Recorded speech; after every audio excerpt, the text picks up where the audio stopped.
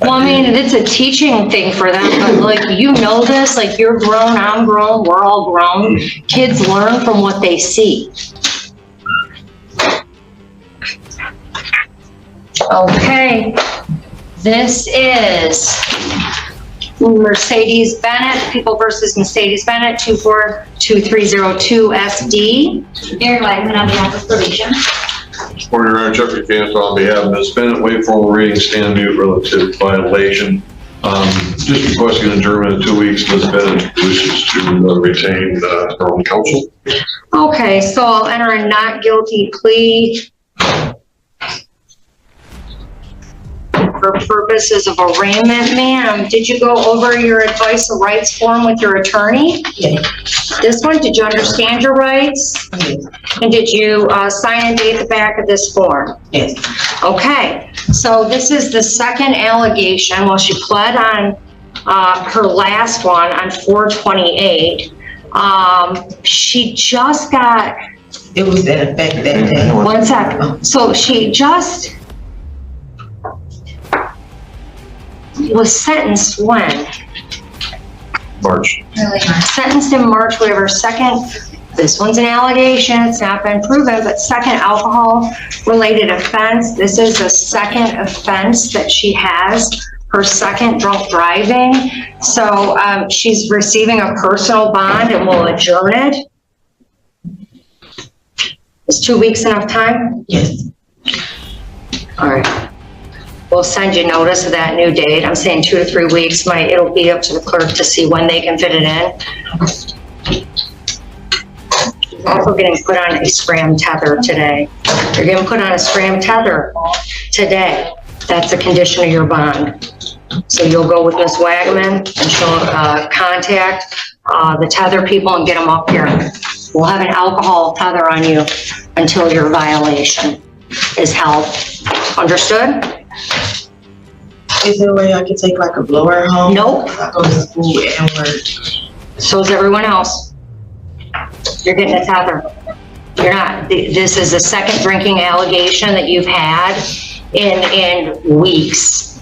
And it's your second drunk driving and you're getting a scram tether today, or you're going to county, so I make sure you don't kill someone. Your choice. When I came in front of you on the last time, I had already spoken to her. I thought we was gonna handle the matter right then and there. I haven't drunk since I left, and you said no alcohol. I haven't drunk, and I also has been going to see my therapist, and I also has been AA twice a week. I have not had any drinks since I left out your courtroom when I saw you the last time. I thought we was gonna take care of that when we was in here. The reason that we did not take care of it that day is because there was a lab pending, because she sent it to the lab to confirm it, because she did deny at first. When we met after the violation the last time for our meeting, she did admit to her alcohol use. However, since the lab was still pending, I did not have it scheduled. Okay, so it's got sent to the lab. We couldn't do anything until we got the confirmation test scram tether until hearing. All right, we're all set. Is it anything, any other thing? You can go to jail. You want to sit in county so I know you're not going to kill anyone until your next hearing? I can give you a high cash bond and you can sit in jail for 2 to 3 weeks while we wait for your hearing, or you can get on a scram tether. You pick.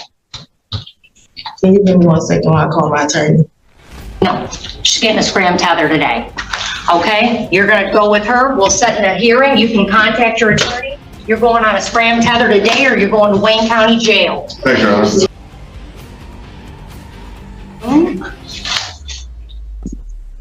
Your Honor, good morning. Elias Muad, P41632, representing Mr. Calhoun, who I yelled at more than once since I started representing him. All right, Mr. Calhoun, good morning. Can you tell me your first and last name? Good morning, Ricardo Calhoun. All right, it's a time and date set for sentencing. Have you had an opportunity to review the pre-sentence investigative report? Yes, Judge, there's no corrections, additions, or deletions. It's a very thorough report. I'm Mr. Calhoun. Mr. Calhoun, your record is abysmal. It is so bad. It is so bad. I mean, What what's funny, Judge, is he's got a pretty good history of doing a lot of charitable work and stuff. Like on paper, he's got some good things going on in his life, but, and I've gotten to know him, and I can tell him, is he done? I asked him this morning, are you done? His pastor, believe it or not, yelled at him. His wife has yelled at him. They all know what happened here. And, But it's almost like this behavior is like an addiction for you or something, because this is the thing.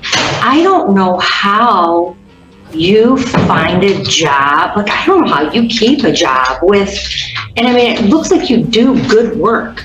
Like, what you do is important, right? For a incredibly disadvantaged community. So you do really good work. And then I just look at this, your record for theft, and they're misdemeanor offenses for the most part, but your record for theft, I was 3 years old, and I am not a young woman. And I was 3 years old when you started committing thefts. And Mr. Calhoun, when I look at this, like, this tells me that, like, I don't know what is going to help you learn. Like, if you're a good person, like, this is something we learn in law school. You're going to hear my lecture. There are two kinds of crimes a person can commit, right? There are crimes that are wrong because the government says they're wrong, right? They're wrong, let's say driving on a suspended. The government says you have to have a license to drive, right? And if you violate that law, it's still a violation of the law. And that doesn't mean it's not serious, but it's only wrong because the government has some structure or agency that says it's wrong, right? And then there are other crimes we learn about in law school that are bad because they're morally wrong, right? Driving on a suspended is wrong because the government said so. Theft is wrong because it's wrong. And you're not Aladdin. You're not out stealing bread or food, which I would view very differently. This isn't for survival. This shows me that you have a dishonest heart. And that, I mean, that any judge or attorney or anybody that looks at this, like this is all of your criminal convictions are wrong per se. Like, they're just wrong. They're not wrong because the government said they're wrong. They show bad character. And for someone who does the type of work you do, it's just, like, the people that you work with, if they steal, they're stealing food, right? These people are stealing to survive. You're stealing for a new pair of slippers. Like, you know better, and I know you know better, and it's just incredibly disappointing to see someone that has your history back in front of a court. And like, you've done this before, you've been to this rodeo, and it looks like you had a gap of a decade of nothing, right? No offenses whatsoever. That doesn't mean you weren't doing it. It meant you weren't getting caught. And because I don't think someone just walks into a place one day and says, I like those, and takes them, right? And you have income.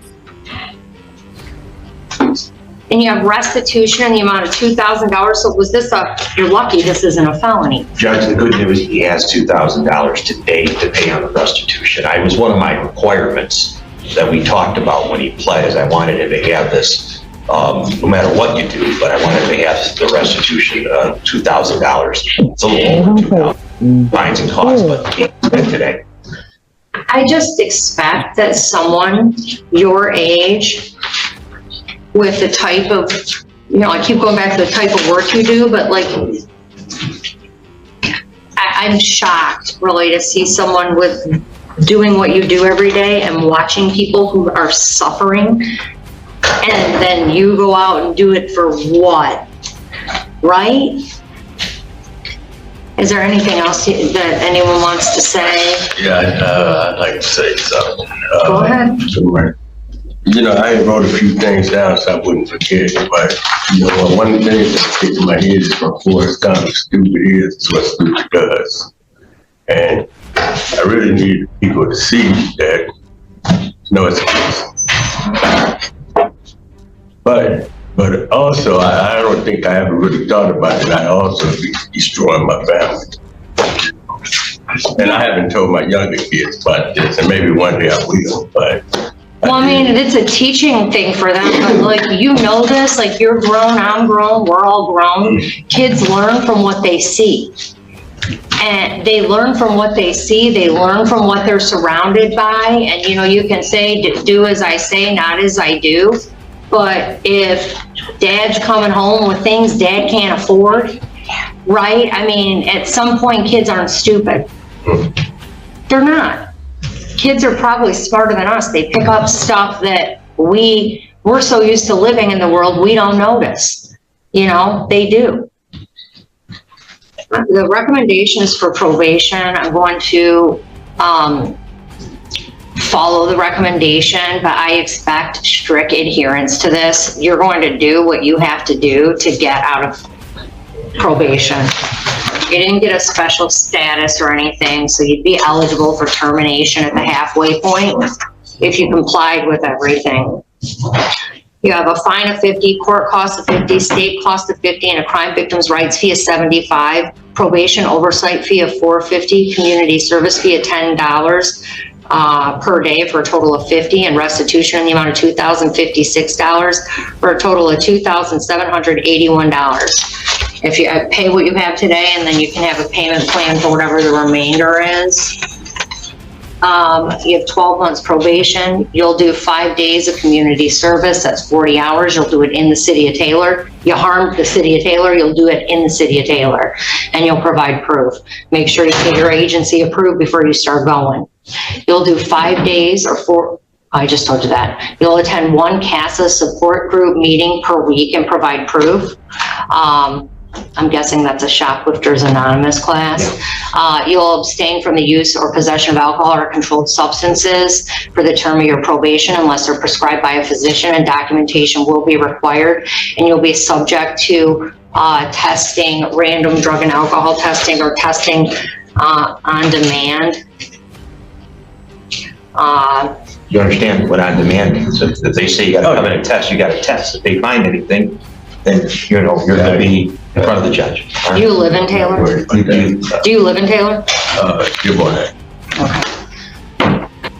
So you'll be tested at the demand of the probation department. If they call you, you better answer, or it's a violation. You'll submit to a mental health evaluation as directed by probation and follow therapist recommendations and provide proof that might be helpful for you.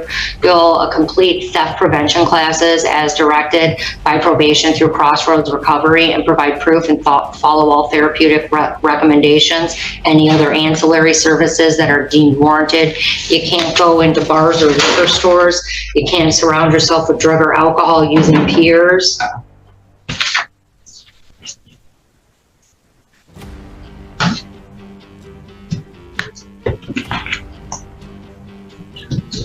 You cannot go into JCPenney. You're to maintain employment and provide proof. You can't shop without another adult. You can't operate a motor vehicle without a valid license. And were you arrested and printed? Yes, I went in there. Yes. What's that? Yes. I mean, I'm hoping, do you go to church? Yes. You're a religious man? I like to think All right. so, but. You know the commandments? How far down is not stealing? I think about 3 or 4. Yeah, it's like at the top of the list, like after don't kill, right? I mean, think about that, and think about how you want people to view you and the kind of person you want to be. I mean, I don't know if I'm going to change you by lecturing you for 3 or 4 minutes, but it's, you're too old for this. Definitely too old. All right, we're all set. You can go down to probation department before you leave. Go downstairs to the right to set up your appointment to meet with them, okay? Appreciate it, Judge. Yeah. Thanks for counseling him like I did. Mr. Calhoun, call me if you need anything, okay? Okay.